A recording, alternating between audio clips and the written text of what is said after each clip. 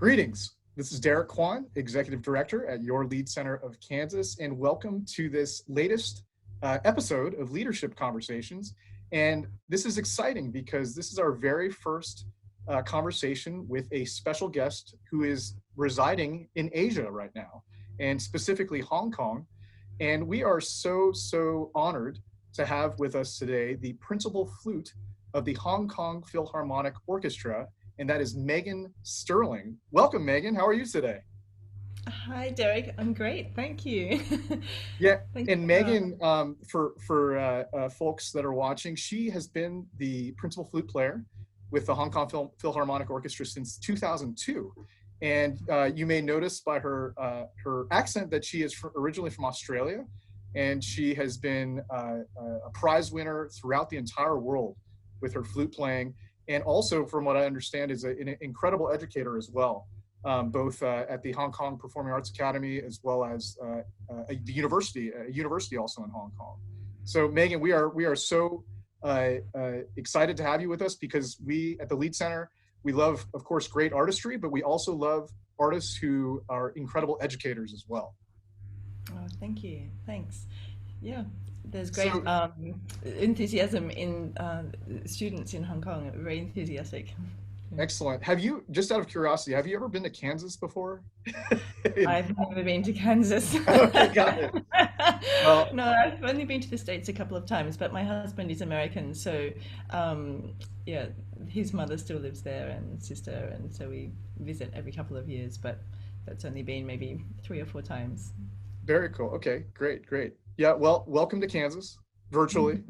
And what obviously is top of mind for many artists and really the whole world right now is COVID-19, the pandemic. And I am curious, and I have been curious over the last several months, how artists and organizations have been navigating this turbulent time.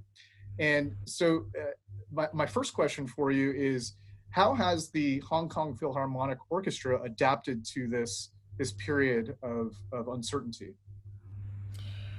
Wow. Well, it's maybe a two-part answer because I'm not sure if you heard, but one of our colleagues did get COVID-19 Yes. a couple of months ago. So the whole orchestra was sent to quarantine. Wow. So whoever was playing that particular concert with our colleague had to go off to the government facility to quarantine. And so since then, we've really had a lot of extra measures in place. So before then, we did have things like some distancing between players and screens beside us. But then after the quarantine, it's the list is longer and longer of things that we have to do. This is just in practical terms Sure. of being able to put some kind of event on. So we have screens that are now above our heads when we play. We have a sort Wow. of a one-way system onto the stage. We have the wind and brass. We have a wall between us and the string players Wow. um, with the plexiglass. And so essentially, when I come onto the stage, I'm sitting in a box.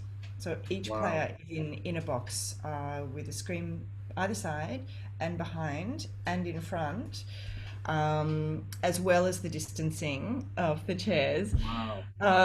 Then, if there's a changeover, somebody comes on with a squirty bottle and cleans the cleans the glass.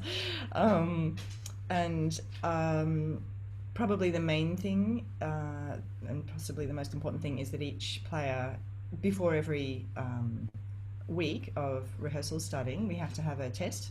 I So see. every week we're doing a COVID test, the spit test, Yes. and Yes. get a little kit delivered to us in the mail, Oh, and wow. Okay. that happens before the first day of every rehearsal for that week. Um, and yeah, and we did have a couple of live concerts, which was amazing, and we were one of probably the few organizations in the world to be able to Yes. have audience. But unfortunately, just this week we've had a spike in cases, and so now it's limited to online and live streaming only. So luckily, we're still able to go ahead with, well, for this week anyway, and we'll wait and see. But yeah, of course, when we did have audience reduced capacity. Um, So oh what? yeah, actually, there's just so many things too. I was just thinking, even like, of course, no paper music, or that, or anybody who's touching anything is wearing gloves. Right. Yeah, very long list of things. So what was the most recent concert that you had a live audience present? Do you recall ballpark time period? Um, that's funny. Actually, I don't. It's okay. No, no, no, I no. don't. I think it may have been last month Wow.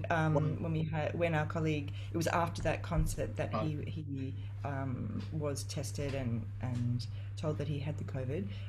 I feel like I feel like we have actually, luckily, been kind of busy in the sense that our orchestra management has just been pulling out all the stops yeah. and planning so many projects. And of course, everything's going online at the moment, which has its limitations, but see the silver lining, it's kind of building up our archive in that Right. way. So we've been doing a lot of recording projects, and then and we did do yeah, all the concerts that we have done have been live streamed. Yeah, So that's yeah, it's hard to remember the last time of having audience in the hall. no, but that's still quite amazing and quite impressive because you're absolutely right that um, the HKPO is much further along in terms of still maintaining activity than especially all the orchestras in the United States, for instance, or the vast majority of them at least, and probably in the world. And it is wonderful that you're still able to create music together in a communal setting, because in a lot of artists that I've spoken with have said that what they've missed the most is being able to create music in the same space, physical space, with other fellow musicians. So that must feel. I mean, that must be a great blessing, that you're still able to do that.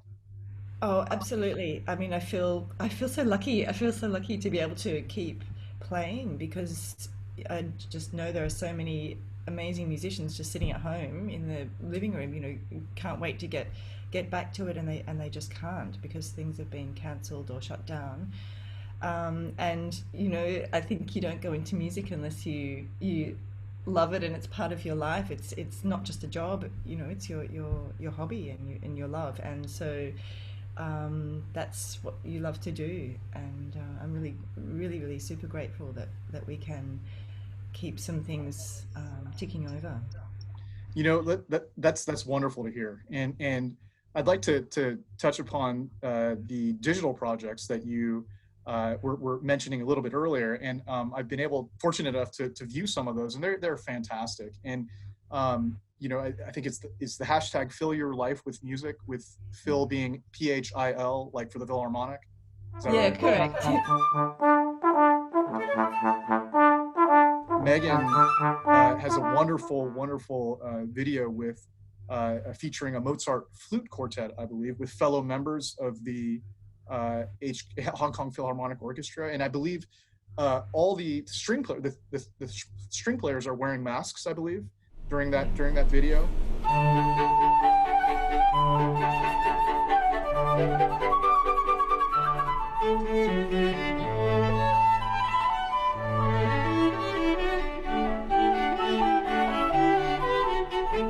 Are you playing a period instrument, or are you playing a normal flute, or is it a different type of flute in that video? In that video, I'm playing just a wooden flute, which A is a wooden flute. Okay, modern style wooden flute. So excellent. it's just like a regular flute. In fact, I borrowed that from a friend just for that recording, to sort of experiment a little bit. But I think that was made actually quite early on during the Yes. time when it was first announced that concerts were closing. The main problem for us in Hong Kong was not so much that concerts couldn't go ahead, exactly. It was more that the venues were closing because most of the venues are owned by they're sort of under a government leisure and cultural kind of department. Yes. So they just had to have a fixed rule for any like swimming pools and parks and that kind of thing. So concert halls sort of fell into that category. So we were really having to find other opportunities and ways of playing. So I think that particular one was done at the radio at RTHK, the television and radio.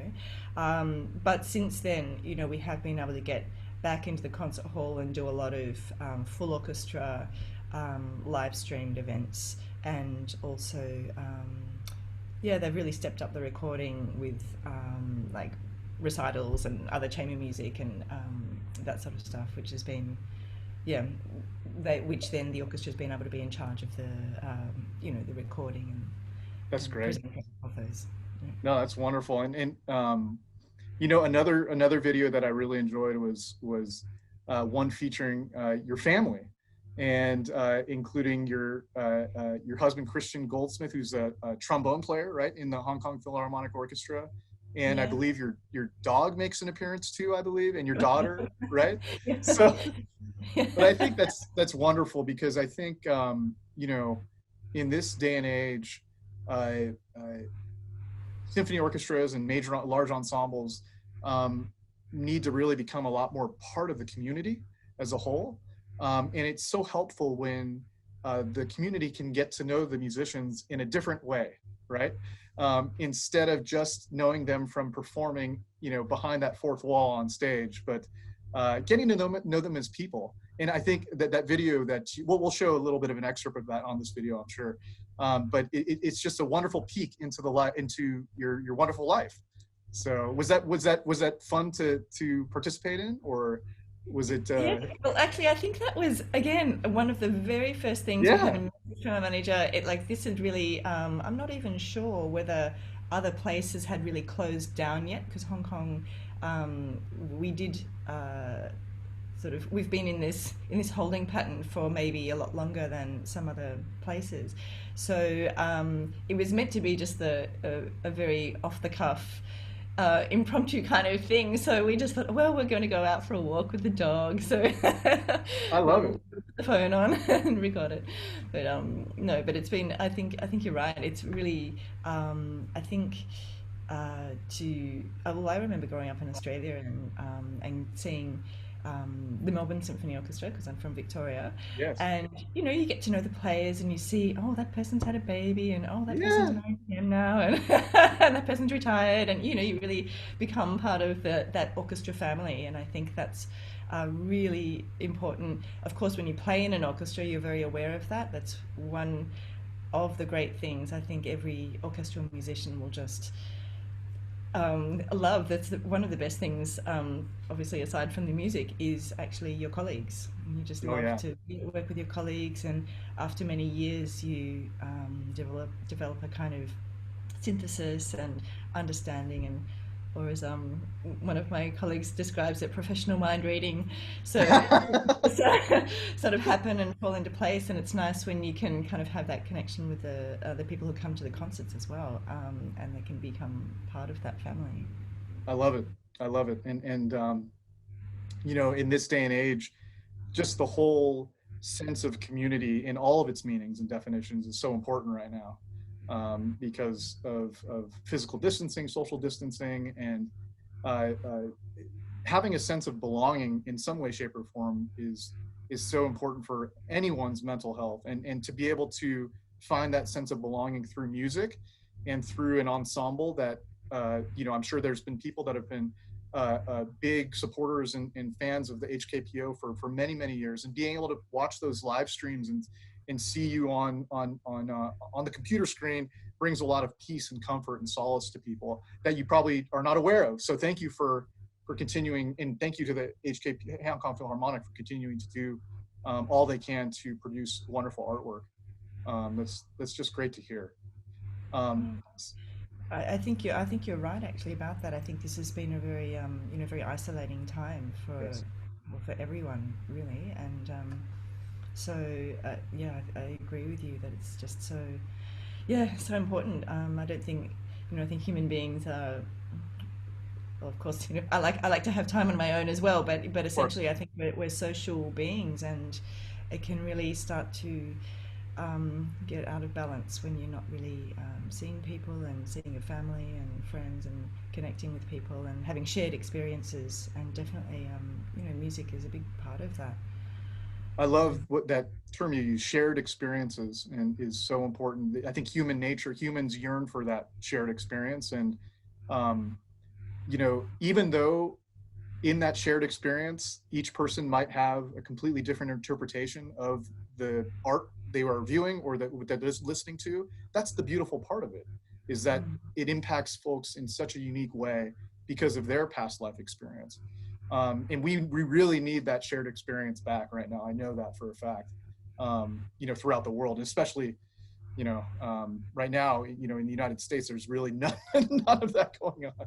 So yeah, it's a little bit daunting to think about, but also we can, we're at the point right now where I feel much more optimistic than even 2 months ago, with a lot of the news about the vaccine progress, which is great. And just out of curiosity, has there been discussion amongst in Hong Kong about when the vaccine might reach you in Hong Kong, or when there will be access to it?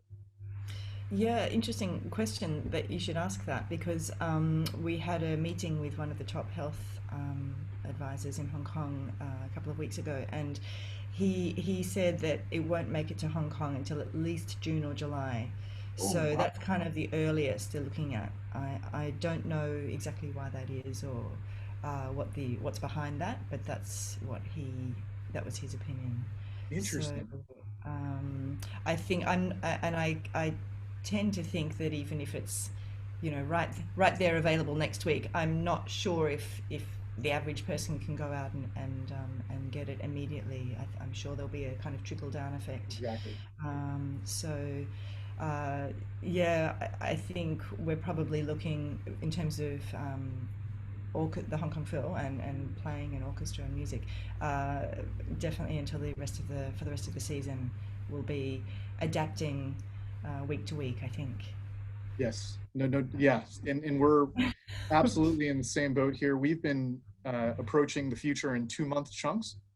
Hmm. And so we uh, rescheduled originally our September and October events in August, and then we rescheduled our November and December events at the beginning of October. And then so we're going to be making a decision announcement about our January February events in the next week or so.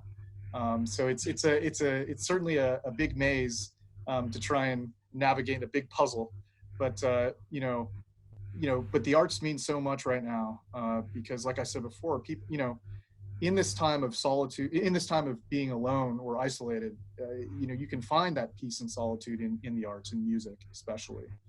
um, I wanted to change gears just quickly, because you joined the orchestra at a really incredibly exciting time, in terms of artistic leadership and how it's evolved over the last, I guess, 18 years. And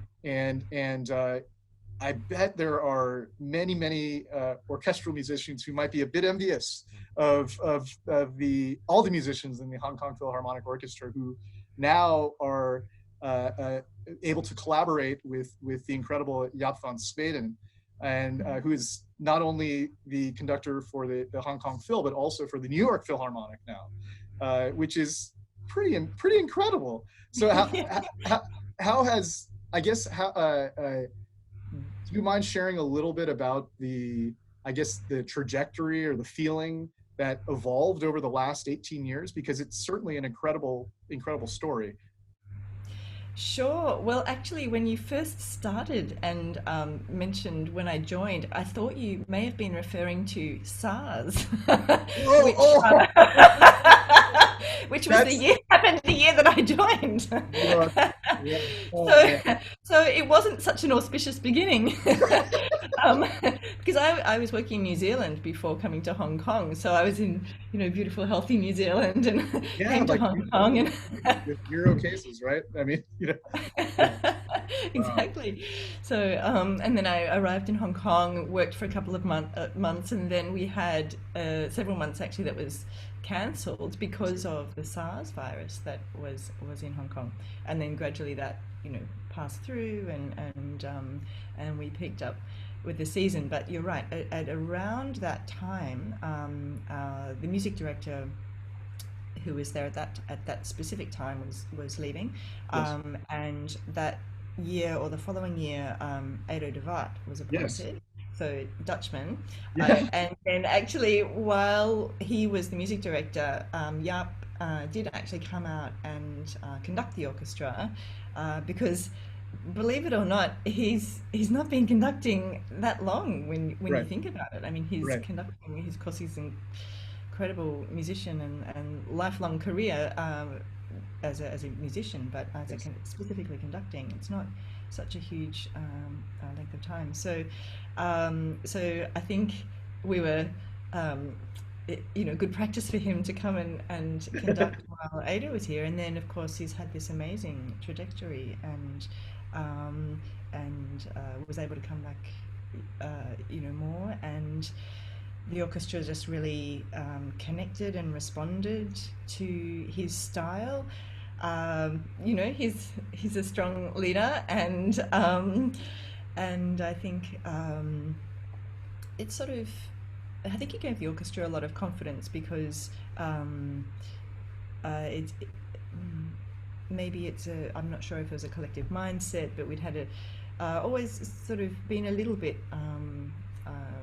My impression was that the orchestra was pressed down a little bit, or not really looked, you know, valued as much as it could have been I see. in the community. And I think he just gave everybody real confidence. And so taking players who'd been in the orchestra for many years and then making it sound really quite different and much more focused, and he's a very energetic person. So Yeah. then of course he's like, I want to do these tours and I want to make these recordings, and that's of course fantastic for the orchestra. So Oh yeah. it's been great. And then it's the then that association, now that he has that New York Phil position, is of course wonderful for us as well. Are there any talks of collaborations with the Hong Kong Philharmonic and the New York Philharmonic? At this, have you heard of any? I think I did hear about something, and then of course everything's Of course. completely on hold now. But I think there was talk of that, which would be great. Yeah, super exciting if that eventually goes ahead sometime in the future. That's awesome. So, if you don't mind sharing, so other than music, how do you unwind, and how do you find peace and solace and relax? How do you relax?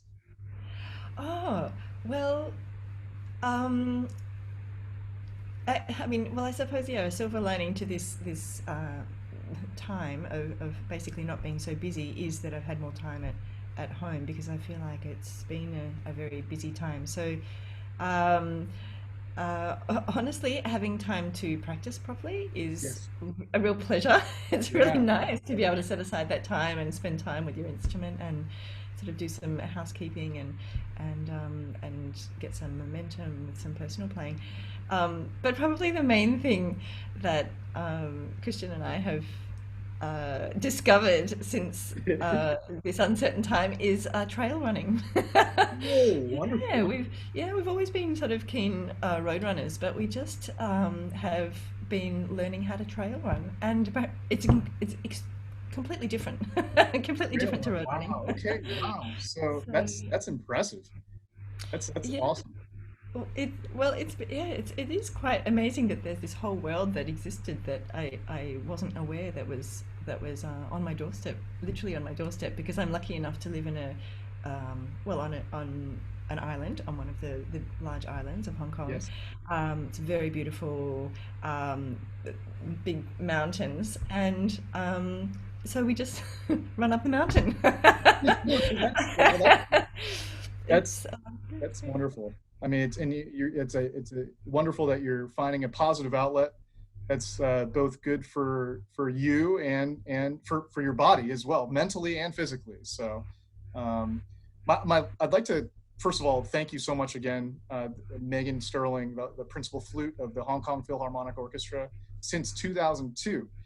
Thank you so much for joining us on this leadership conversation. And I want to give a quick shout out to our mutual colleague and friend, Paul Luxembourg, a tuba player with the Hong Kong Philharmonic Orchestra. He is currently, my understanding, is on sabbatical with the orchestra right now, for connecting the two of us. Thank you, Paul. And I'd like to just close this out. I close out really all these conversations with this question: is what do you miss the most? That you feel like you've maybe missed over the last several months during this time of pandemic. Oh, playing in the orchestra. Yeah. I really do. I think it's such a special feeling, and um, of course, seeing people around, you can always sort of see your friends and colleagues, but actually physically playing together is oh, there's just nothing like it. It's not just um, the oral experience, but it's the physical experience as well. It's very satisfying, and everything happens. As I said, it's just synthesizers, and then this beautiful sound comes out. So yeah, I think that would be the main thing. Is just being together with everyone. Yeah, and without feeling like you're in a box, right?